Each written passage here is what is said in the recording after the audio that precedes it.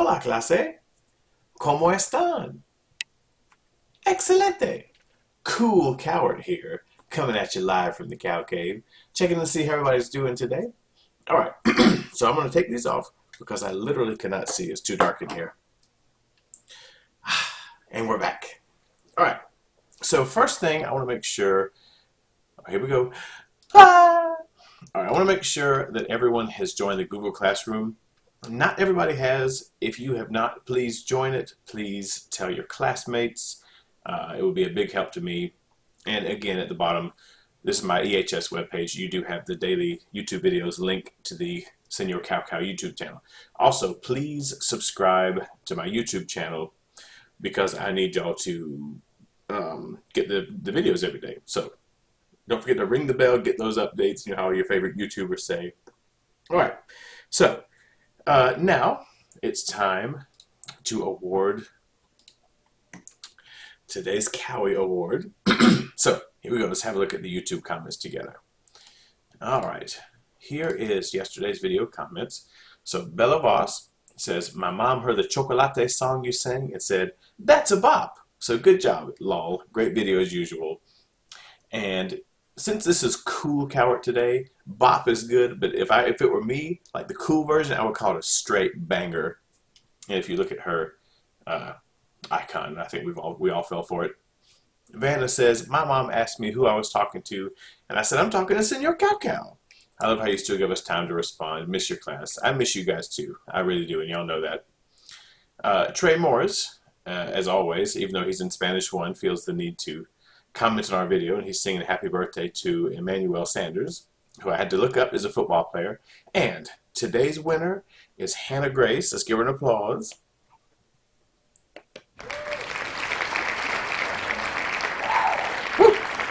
All right, she says, hi, Mr. Coward. I missed school already and can't wait to be back in your classroom. But the previous commenter was right. With these videos, it's like we never left school. And I really appreciate it, y'all. The comments are very sweet, and I appreciate them. Okay, now, let's see. So let's go ahead. So this for you, Hannah. You win it for today. The Cowie Stay Gold, Hannah girl. Okay, so let's go ahead and do our warm-up. It's a short one today because our lesson's a little bit longer, but it's really going to be the only work we do today, except for one tiny thing. All right, so let's check this out. So monitor capture, and let's go. All right, here's your warm-up. It's a short and sweet one. So I give y'all a minute to pause the video now. And we're back. All right, if you want to tell someone cut the potato, it is corta la papa. Put it in the pot. Ponla en la olla. All right, so now we're just referring to it. Boil it. Now, don't feel bad if you got this wrong. It's kind of crazy, but here it is. Hiervela. Okay, it's a stem changer. It's got the accent mark. Hiervela. And the last one, eat it, is going to be comela. And there you go. Just wanted to give y'all a short one today. So we did something, but not too long. Also, I'm not going to go back over your PowerPoint today. So that's fine. If you want to see it again, just look at the last video and it's there. Okay? All right. Now, last thing we're going to do with our cooking vocabulary before we move on is I made a little PowerPoint for you. So if something is good, you say, que rico. If it's gross, you say, que asco. All right. Repitan clase. Que rico. Que asco. All right. So I'm going to show pictures and just react to it with either que rico or que asco. If it were me, it depends. Our clase, que rico or que asco? Que rico. I need a donut burger. El Pepsi, que rico or que asco? Que rico. It's not the worst thing I could have. Collard greens. This one's debatable depending on who. Most people, especially in the South, would say que rico. If you ask in your coward, I'm sorry, I've got to say que asco. If you're wondering, what is that? Which you probably just said. This is what we call morcilla, or blood sausage. It is blood and rice that you make into a sausage. Most of us would say que asco and be right. I've had it. It's not great. It's very heavy and irony, and you're not missing anything. All right. Pulpo. Que rico or que asco? In my case, que rico. I love octopus, or as they call it in Japan, taco. Taco is very popular in Japan. Ooh, let's have some beef nachos. Que rico or que asco? Que rico. Oh, here we go. Que rico or que asco? I would say que rico. I'm all about a chili cheese dog. I'm actually hungry while I'm making this. Panqueques. Que rico or que asco? Que rico. All right, here we got some Cheez-Its with some Nutella. I would say que rico. I mean, if you like both things, you might as well put them together. You're probably wondering again, what's that? This is called a horned melon. And it tastes kind of like a grape. It's okay. So we'll just say, no say. All right, here's another very divisive one. Que rico or que asco? Clase, que rico or que asco? En mi opinión, que asco, pero a mi hermano Wheeler le gusta así. Él dice, que rico.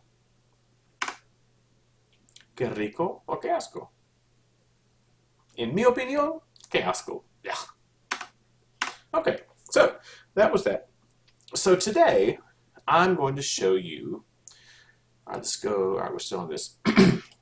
Today, we are going to look at a lesson that's very famous. You know, like the whole Spanish one, you got ser or estar, and it's always you have to know which one is right. One of the biggest things in Spanish is what we call por versus para, okay? They both can mean for, and that's why English speakers get really hung up on this. One thing that Spanish speakers get hung up on, you know how in Spanish you have the word en? But in Spanish, there's en, on, at. It means all of those things. So I had a coworker from Venezuela, and she would get frustrated because she would say things like, the keys are in the table? And we have to be like, no, the keys are on the table. Stuff like that. People get really frustrated with that. So today we're going to talk about por versus para. And it's one of those things, probably for your whole life, you'll have to at least take a moment and think before you say one. But we're going to learn this today. So again, don't get hung up on the whole they both mean for. They do, but there's a lot more to it. So just know that it's one or the other instead of thinking it like that.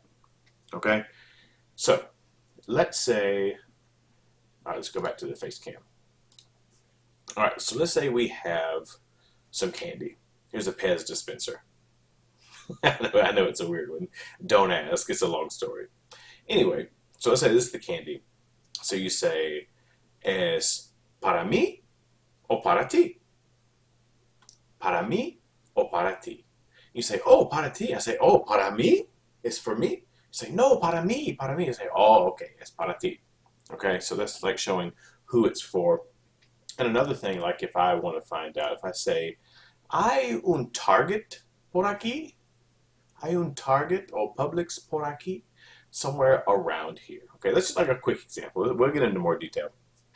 Anyway, so I found a video on this channel called Lightspeed Spanish, and the guy's really good. And because this is a kind of confusing, difficult thing. And I don't pretend that it's not. So what we're going to do is we're going to watch this together, and I want you to take notes as we go. Take notes from him. He's your teacher for right now. You know, he's really good. So I'm going to kind of teach alongside him. The video is 15 minutes. We're not going to watch quite the whole thing. Maybe. We'll see. But again, this is going to be the only thing we do today because, you know, I don't want to take up too much of your time. So go ahead. Saquen papel. And I'm going to put my headphones on and we will watch this together. Okay? All right, so let's have a look here. Hola, welcome to Lightspeed Spanish. It's Gordon, just on my own. Cynthia todavía está en España. pero viene el miércoles que viene. So she's coming next Wednesday. I want to make a quick video, and this is something that we've already covered in our podcasts, but the more that I talk to my students, the more I realize that the subject of por and para is something that needs to be recovered a number of times. And I've taught it so much now that I have a little system that I want to share with you that maybe will help you to really put into place por and para, or at least the principal parts of por and para, okay? Because what I'm going to show you is I'm going to show you some hieroglyphs. If you can keep some symbols in your mind, you will be able to separate por and para, okay? It's probably the biggest error that ever happens when I'm talking with my students is por and para. I had a student I was talking to the other day, and I think they said something like por 20 times, and they were wrong 20 times. Okay, so let's see if I can help you to clear up a little bit of this. Yeah. First of all, let's deal with para, and I've talked about this before, but I'm going to explain it in a little bit more clarity. Para is, I'll show you the hieroglyph. This is the symbol that you have to keep in mind for para. Para is the arrow, or because I'm from the northeast, I can say para is the ara. Okay, but para is an arrow. What do I mean by that? Para. Okay, so let's pause here. Everyone draw this. I want you to write the word para and draw this arrow. Okay? So I'm going to do this together with you. Make sure we're still, yeah, okay, we're good. Okay. Oh shoot, let me bring up paint. Hold on. All right, so here's what you should have. You should have the word para. Write this down. Para. And then under that, make this really big. There we go. And then under that, you should have an arrow, okay? So para is an arrow. And I'm going to tell you, my students, this is a huge deal for them. Remember this picture, okay? Para is an arrow, and he's going to explain why, okay? All right. Is an arrow. What do I mean by that? Para deals with destination. Okay, so write down destination.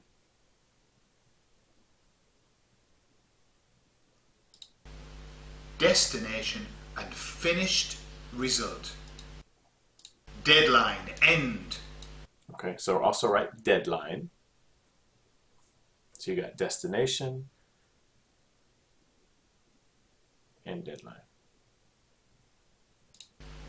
With para, somebody is always going to receive something. Okay? I'll give you an example. What do you want for your birthday? Okay? The amount of people that say por, he comprado un regalo por Daniel. Okay? It's para. Why? Because somebody is going to receive it. It's a deadline, it's an end result, it's a finished date for your birthday. Boom, this is your birthday, para. It's going to end there and someone's going to receive something. Okay? So kind of the arrow, sorry, the arrow is kind of like this. The arrow is like para. So like we said, it's a destination and it's a deadline. So this is the direction. Something is moving in this very straight direction. And again, you could also think of it like this as a deadline. This is like, I need this for tomorrow, for Tuesday, etc. When you say for reason, boom, you are going to receive it. Here it is. Para mí, para ti, it. For your birthday. Boom, this is your birthday, para. It's going to end there and someone's going to receive something. Okay? When you say, el café, para mí. So it says the coffee is for me. That's where it's going, that's the destination. That means it's coming to you and you are going to receive it. Here it is. Para mí, para ti. You're going to receive it. You see a friend in the supermarket, they've got the trolley, got some shopping there, and you say, ¿para quién? ¿Para quién? For whom? Es la compra. And they say, oh, para mi madre. Okay? Their mum is going to receive the shopping. Okay, so like I said, imagine the person's in the grocery store. The food is for my mom. Es para mi madre. That's where the food is going. Very important. Para. Para is the ara. Somebody's going to receive it.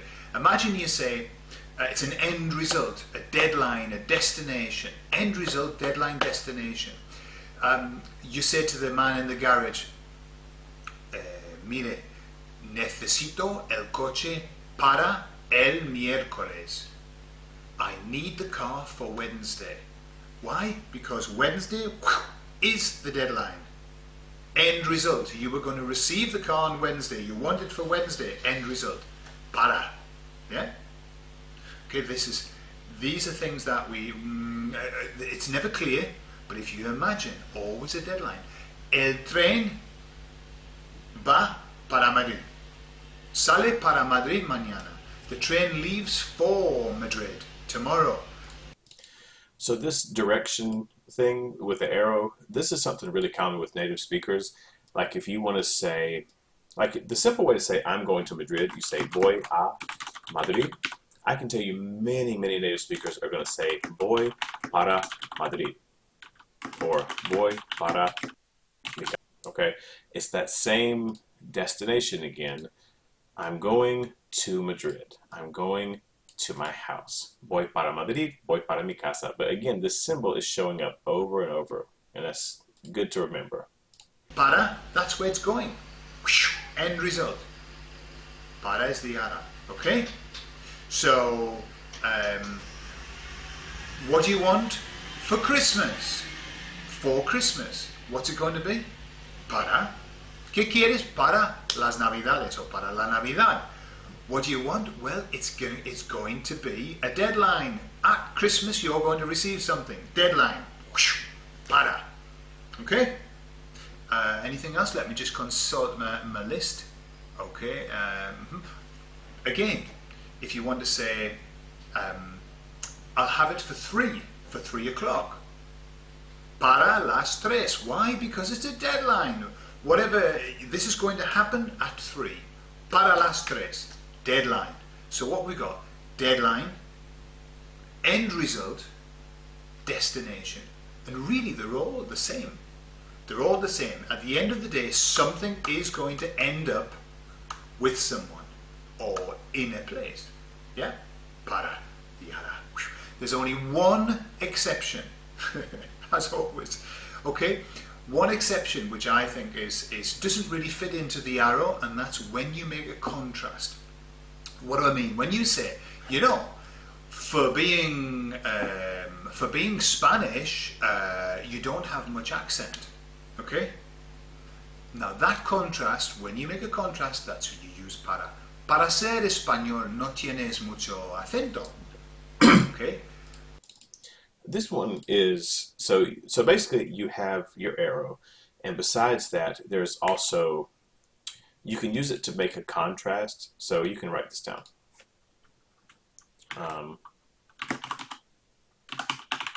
An exception, okay? Para. A simple example is this.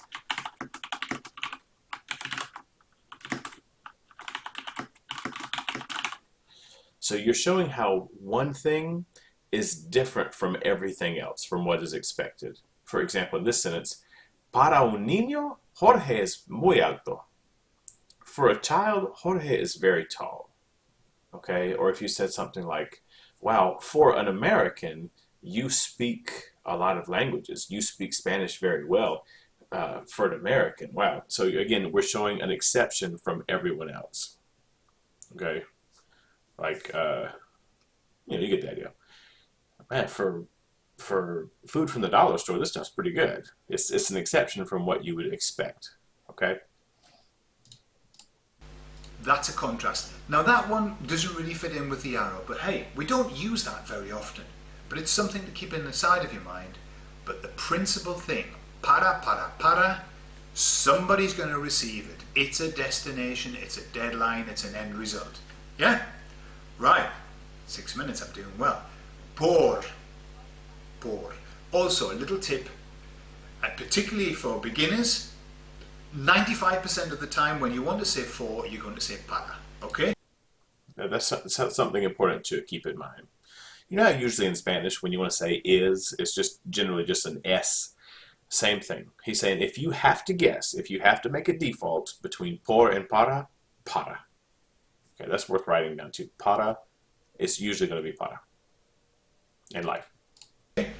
As a default, if you're not sure, say para. Don't say por. Okay? Because you're going to be more likely to be right if you say para than por. Okay, just a little tip. But better to think of the other. Yeah? Okay, por. Now por has a different shape. Por has two shapes. Okay? It isn't a straight line. I'll show you the first one. This is por. Okay, so write this one down. So this is por. So let's switch over to por. Okay, so now that takes care of para. So por, he's going to show you two shapes. I'll go ahead and show you both of them.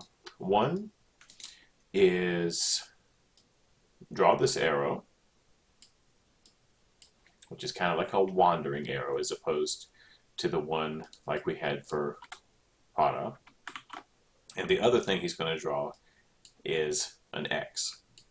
Okay, so make sure to write those both down. This is going to keep your notes very simple. Okay. You see? Por is this kind of movement. When you say to somebody, hay un banco por aquí, all right, it's a wiggly movement. Is there a bank around here? Okay. El hombre anda por la calle. The man walks along the street. He kind of walks along the street. Okay. There's no destination. It's just a... So, like I said, before you had that really straight, direct arrow. This wandering thing, like imagine this is the street. And he says the man walks along the street. El hombre camina por la calle. You walk along the street. This is kind of wandering. Also, like if this was a park, por is like you wander through the park. Right? You're walking around the park.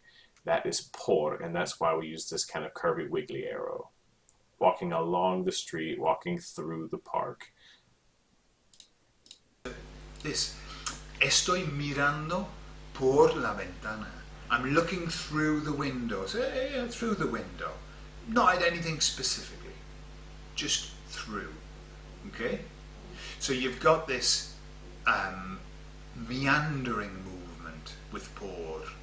Okay? Lots of times, you know, cada mañana andamos por el parque con el perro. Every morning we walk through the park with the dog. So you've got things like through, by, around. Yeah? All of these movement. That's por. Okay? And then por has another shape, which is this. An X in general is a symbol for an exchange. Like I give you money, you give me the book. So this is showing an exchange. All right. And this covers such a lot with por. Why? Any kind of financial interaction, por. Okay? So, for example, you say, compré el reloj por 5 libras. Okay? I bought the watch for £5. So to show you his example, he's talking about pounds, which is British money, English. For example, you would say, yo compré el libro por $2. Okay, I bought the book for $2.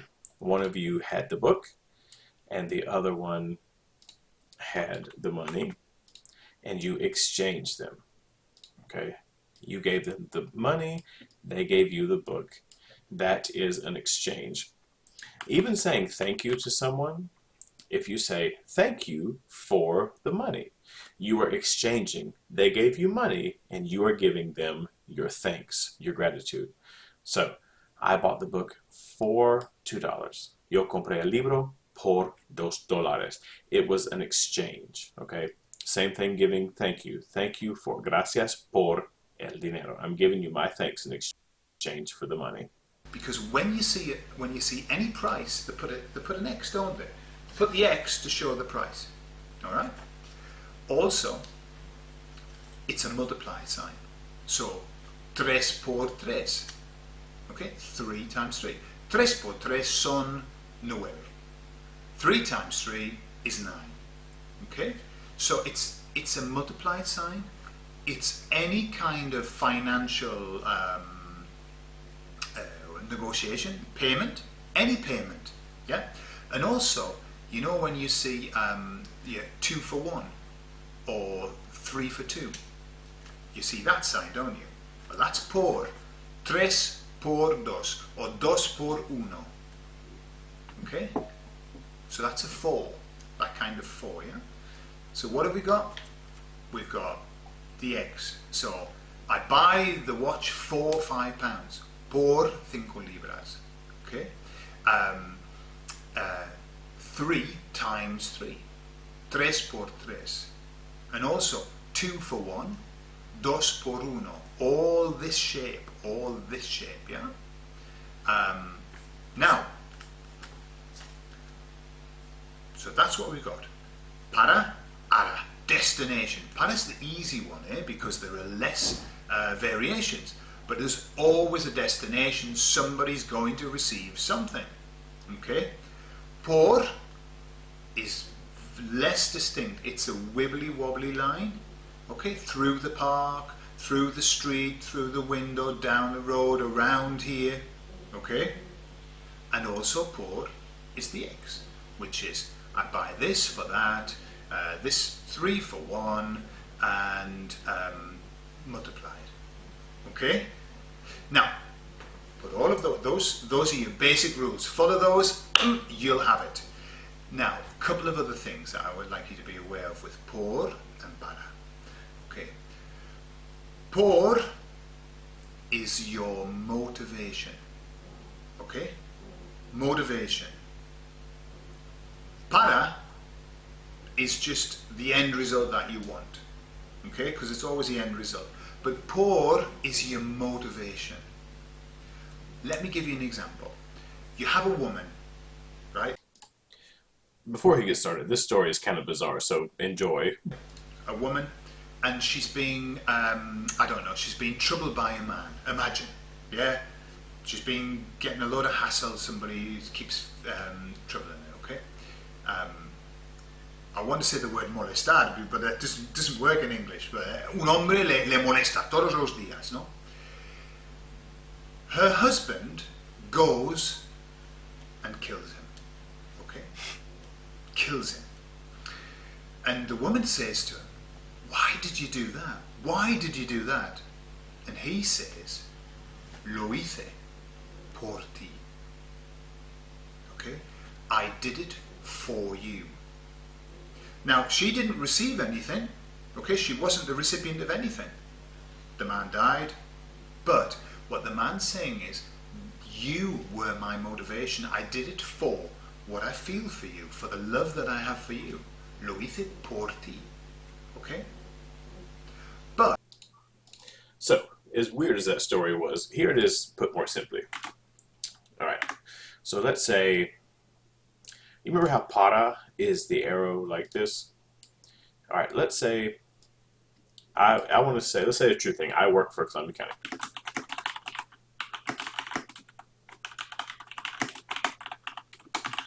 Okay, yo trabajo para Columbia County. Here's me, and I go to work for them. Okay, let's say I had children that I'm supporting. Okay, this would be an example with por. Yo trabajo por mis niños. This one says I work for my children. They are my motivation. That's the key word. My reason for working is my children. Where do I go? I go to Columbia County. Right? I go to the school. My reason for working, por mis niños. Okay? So that's what he's talking about. Por is your reason for doing something. But if you think about it, somebody makes a cake, all right, and then they give it to you, and they say, la hice para ti. The para means that you are going to receive that. They made it for you. It's coming to you. Okay? So again, just to simplify what he's saying, if you're talking about, I made a cake for you. Hice un pastel para ti. That's where it's going, right? Para, liara. And again, if you say, what we say, por ti, this is showing, again, you are the reason that I made the cake. Yeah, I made a cake. I did it for you. Okay? And this, we're kind of splitting hairs, but that's what he's explaining. But por is the reason why. Okay? There's no receiving, it's just the reason why. For example, I could say, hoy no salimos por la lluvia. Okay? Today we're not going out because of the rain. Por la lluvia. No salimos. Okay? It's the reason. That's all. Para, somebody's going to get it. Okay? Go back to the supermarket for the last thing, okay? And then we'll close this. Go to the supermarket and you see the person with the trolley. And they say, oh, es para mi madre. Okay? That shopping is going to their mum. They're doing it and the mum's going to receive it. Okay? But if they say, lo hago por mi madre, okay? What they're saying is this is their reason they're doing it on behalf of. On behalf of the mum. Okay? It isn't necessarily the case that the mum's going to receive it. They could be doing the shopping for the mum because it's got to go to somewhere else. But that's the reason why. This is the motivation. Lo hago por mi madre. I'm doing it for my mum. Okay? There's no indication of where that shopping's going. We're just doing it because on behalf of. Okay? So, quick review. Para, destination. Somebody must receive this. It must have an end result. ¿Qué quieres para la Navidad? Para tu cumpleaños. Okay? Por is this shape or this shape. Okay? So, walking along the street through the park. By your house. Por. Okay? Buying something for 10 quid. Por. Okay? And then, para, somebody's going to get it, por the reason why, your motivation, the reason why, because of the rain, por la lluvia. Okay? So I hope that helps. I hope that helps to put it into... Okay, so there we go. So like I said, to completely sum all this up, para is the ara. Okay, it's showing a direction, a destination, it's showing a deadline. I need it for, let's go back in it. I need it for tomorrow. This is for you, etc. And por, like we showed, is the arrow that just looks like this. That's por and also por. Okay. So voy para el parque. I'm going to the park. Voy por el parque. I'm going to go through the park. Okay. And again, we covered the X. I'll give you $3 for that. Thank you for the money, that sort of thing. Okay. Now, the very last thing for today is going to be, let's do this. Let's do just one quick example. Oh, also para. Para means in order to, but we've actually seen that before. Estudio para sacar buenas notas. I study in order to get good grades. So let's do this. And there's a lot of other things to get to, and we'll get more into that tomorrow. But let's do this. Let's just do 1 and 2.